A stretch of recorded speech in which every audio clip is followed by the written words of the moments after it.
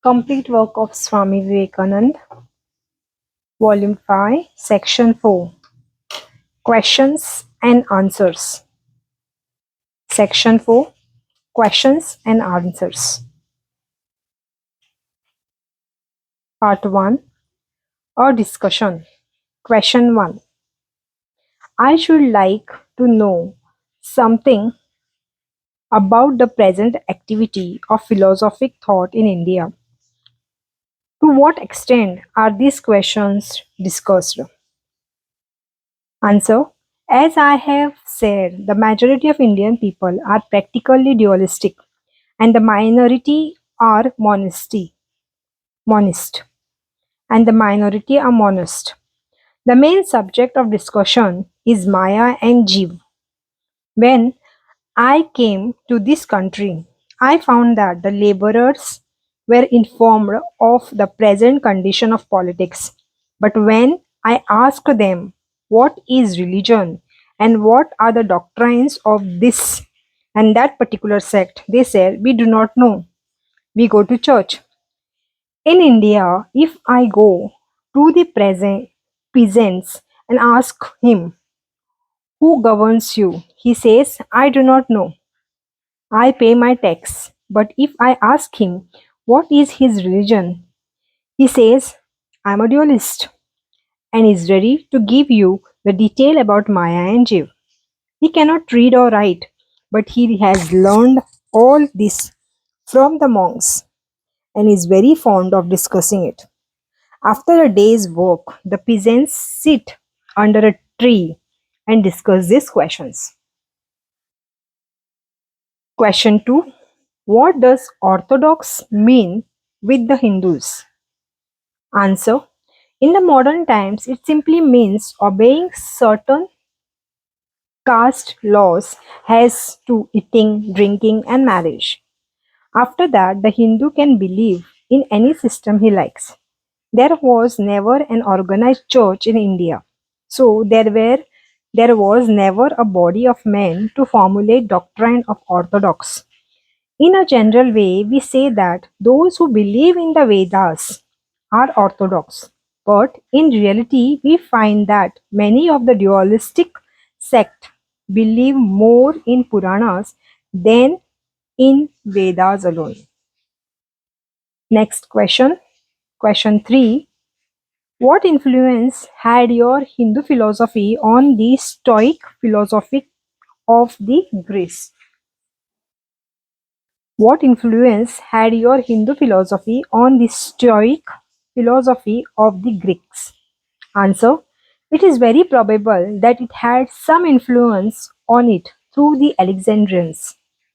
There is some suspicious of Pythagoras being influenced by the Sankhya thoughts. Another, or anyway, we think that the Sankhya philosophy is the first attempt to harmonize the philosophy of the Vedas through reason. We find Kapil Muni mentioning in the Vedas, Rushi, Rushihi, Prasutam, Kapilam, Yasta, Agrehe, Agrehe. Rushihi, Prasutam, Kapilam, Yasta, Yastam, Agrehe. He who supports through the knowledge, he who, the firstborn sage Kapil, he who supports through knowledge, the firstborn sage Kapil. Next question. What is an antagonist of this thought with the Western science? Answer. No antagonism at all. We are in harmony with it. Our theory of evolution and of Akash and Pran is exactly what your modern philosophies have. Your belief in evolution is among our yogis. Your belief in evolution is among our yogis and in the Sankhya philosophy. For instance, Patanjali speaks of one species being changed into another by the infilling of nature. Only he differs from you in the explanation. His explanation of this evolution is spiritual. He says that just as when a farmer wants to water his field from the canals that pass near, he has only to lift up his gate. So each man is the infinite already. Only these are bars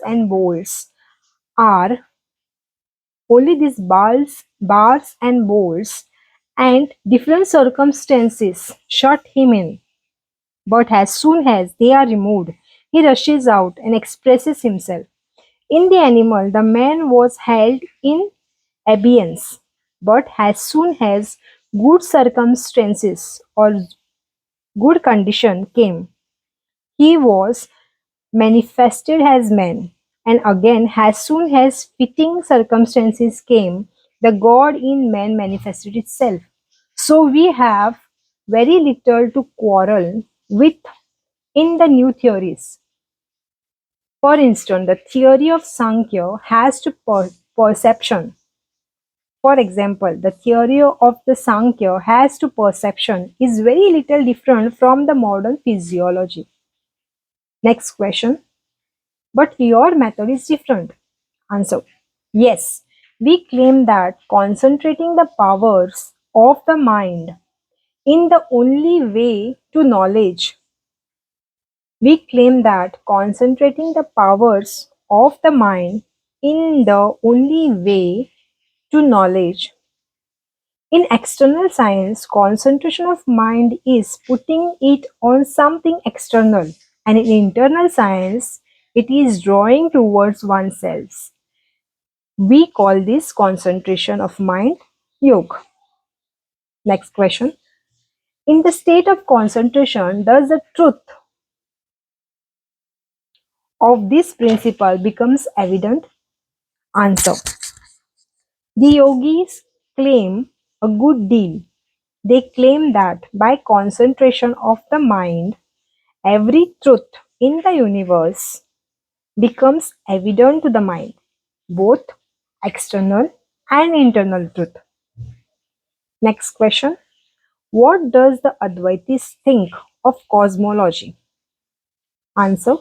The Advaitis would say that all this cosmology and everything else are only in Maya, in the phenomenal world. In truth, they do not exist. But as long as we are bound, we have to see these visions. Within these visions, things come in a certain regular order. Beyond them, there is no law and order, but freedom. Next question. Is the Advait antagonistic to dualism? Answer. The Upanishads not being in a systemized form, it was easy for the philosophers to take up text when they liked to form a system. The Upanishad had always to be taken, else there would be no base. Yet we find all the different schools of thought in the Upanishads. Our solution is that the Advaita is not antagonistic to the Dvaita, that is dualism. We say the latter is only one of the third steps or three steps. Religion always takes three steps. The first is dualism, then the man gets to the higher state, partially non-dualism, and at last he finds he is one with the universe. Therefore, the three do not contradict but fulfill. Next question. What does Maya or ignorance exist? Or why does Maya or ignorance exist? Why? Answer. Why cannot be asked beyond the limit of why cannot be asked beyond the limit of causation. It can only be asked within Maya. We say we will answer the question when it is logically formulated, but that we have no right to answer. Does the personal God, next question, Does the personal God belong to Maya? Answer: yes. But the personal God is the same absolute seen through Maya. Yes, but the personal God is same absolute seen through Maya. That absolute under the control of nature is what is called the human soul. And that which is controlling nature is Ishwar, or the personal God. If a man starts from here to see the sun, he will see at first the little sun. But as he proceeds, he will see it bigger and bigger until he reaches the real one. At each stage of his progress, he was seeing apparently a different sun. Yet, we are sure it was the same sun he was seeing. So, all these things are but visions of the Absolute, and as such, they are true. Not one is false vision, but we can only say they were lower stages. Next question. What is a special what is the special process by which one will come to know the absolute? Answer. We say there are two processes. One is the positive and the other the negative. The positive is said through which the whole universe is going, that of love. If this circle of love is increasing indefinitely, we reach the one universal love. The other is the neti, that is not this. Stopping every wave in the mind, which tries to draw it out, and at last the mind dies, as it were, and the real discloses itself. We call that samadhi or super consciousness. Next question. What would be then merging the subject in the object? What would be then merging the subject in the object? Answer. Merging the object in the subject, not merging the subject in the object. Really, this world dies and I remain. I am the only one that remains. Next question. Some of our philosophers in Germany have thought that the whole doctrine of bhakti, that is love for the divine, in India was very likely the result of Occidental influence. Occidental influence. Answer. I do not take any stock in that. The assumption was ephemeral. The bhakti of India is not like the Western bhakti. The central idea of ours is that there is no thought of fear. It is always love God. There is no worship through the fear, but always through love, from beginning to end. In the second place, the assumption is quite unnecessary. Bhakti is spoken of in the oldest of the Upanishad, which is much older than the Christian Bible. The germs of bhakti are even in the Samhitas, the Vedic hymns. The word bhakti is not a Western word. It was suggested by the word Shraddha. Next question. What is the Indian idea of Christian faith? Answer. That is very good. The Vedant will take in everyone. We have a peculiar idea in India. Suppose I had a child. I should not teach him any religion. I should teach him breathing, the practice of concentration of mind, and just one line of prayer. Not prayer in your sense, but simply something like this. I meditate on him who is the creator of this universe. May he enlighten my mind. That way, he would be educated and then go about hearing different philosophers and teachers. He would select one who he thought would suit him best, and this man would become his guru or teacher, and he would become his shishya or disciple. He would say that he would say to that man, this form of philosophy which you preach is the best, so teach me. Our fundamental idea is that our doctrine or your doctrine cannot be mine or mine yours. Each one must have his own way. My daughter may have one method, and my son another, and I again another. So each one has an ishta or chosen way, and we keep it to ourselves. It is between me and my teacher because we do not want to create a fight. It will not help anyone to tell it to others because each one will have to find his own way. So only general philosophy and general methods can be taught universally. For instance, giving a ludicrous example, it may help me to stand on one leg. It would be ludicrous to you if I said everyone must do that, but it may suit me. It is quite possible for me to be dualist and for my wife to be monist, and so on. One of my sons may worship Christ or Buddha or Mohammedan, so long as he obeys the caste laws. That is his own ishta. Next question. Do all Hindus believe in caste? Answer. They are forced to. They may not believe, but they have to obey. Next question.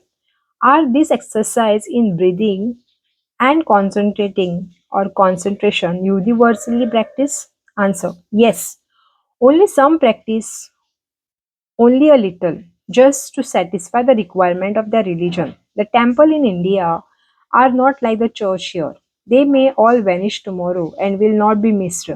A temple is built by a man who wants to go to heaven and to get a son and or something of that sort. So he builds a large temple and employs a few priests to hold services there. I need not go there at all because all my worship is in my home. In every house, there is a special room set apart which is called as a chapel. The first duty of a child after his initiation is to take bath and then to worship, and his worship consists of breathing and meditation and deep repeating of certain name. And another thing is to hold the body straight. They believe that the mind has every power over the body to keep it healthy. After one has done this, then another comes and takes his seat, and each one does it in silence. Sometimes there are three or four in the same room, but each one may have different method. This worship is repeated at least twice a day. Next question. This state of oneness that who speaks of, is it an ideal or something actual or actually attained? Answer. We say it is within actuality. We say we realize that state. If it would only in talk, if it were only in talk, it would be nothing. The Vedas teach three things. This self is first to be heard, then to be reasoned, and then to be meditated upon. When a man first hears it, he must reason on it, so that he does not believe it ignorantly, but knowingly. And after reasoning what it is, he must meditate upon it and then realize it. And that is religion. Belief is no part of religion. We say religion is a conscious state. Superconscious state. We say religion is a superconscious state. Next question. If you ever reach the state of superconscious, can you ever tell about it? Answer. No. But we know it by its fruits. An idiot, when he goes to sleep, comes out of sleep an idiot, or even worse. But another man who goes into the state of meditation, and when he comes out, he is a philosopher, a sage, a great man. That shows the difference between these two states. Next question. I should like to ask, in continuation of professor's question, whether you know of any people who have made any study of the principle of self hypnotism, which they undoubtedly practiced to great extent in ancient India, and what has been recently stated and practiced in that way.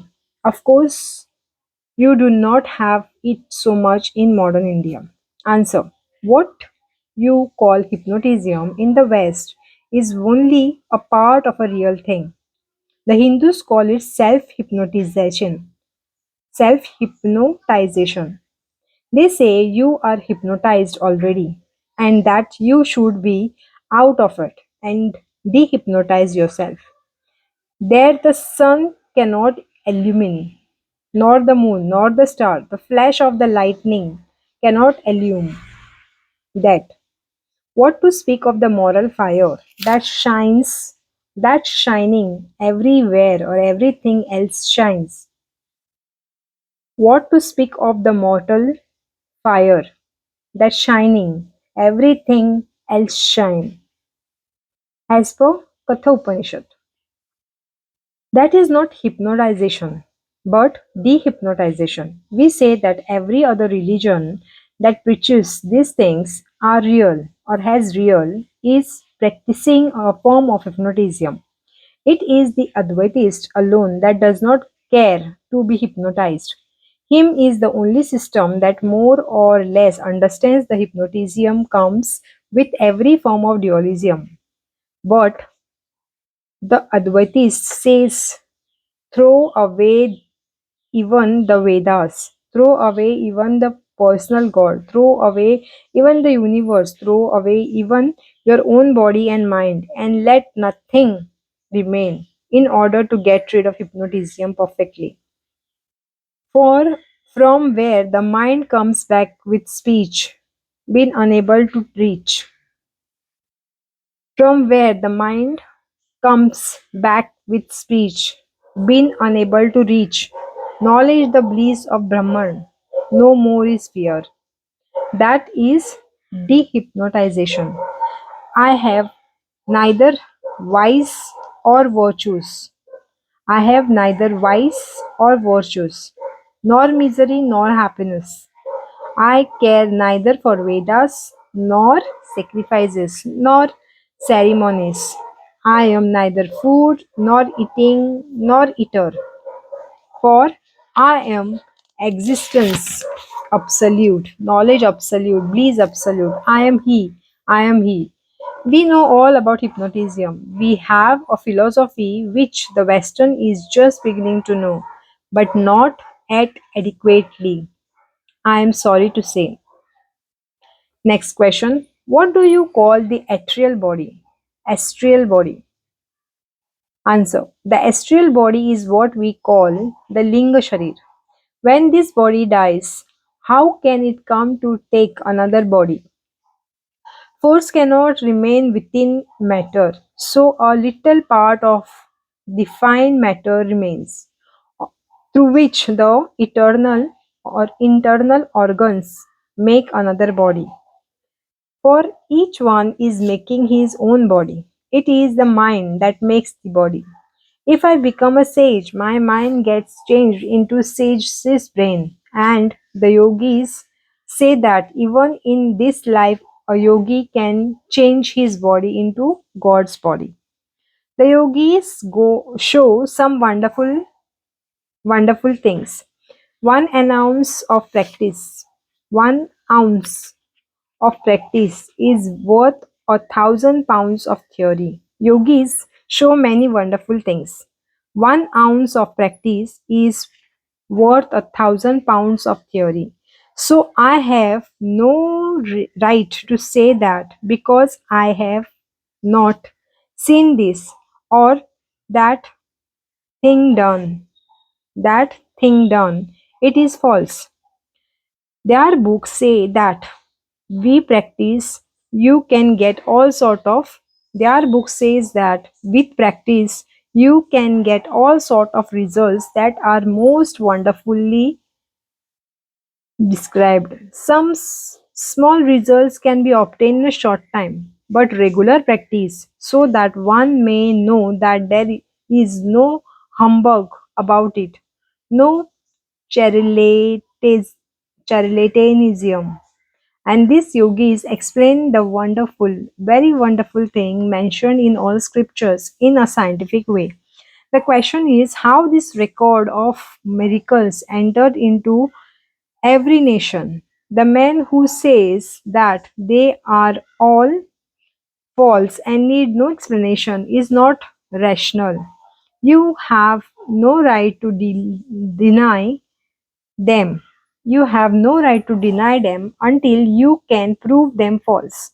You must prove that they are without any foundation, and only then have you the right to stand up and deny them. But you have not done that. On the other hand, the yogis say they are not miracles, and they claim that they can do them even today. Many wonderful things are done in India today, but none of them are done by miracles.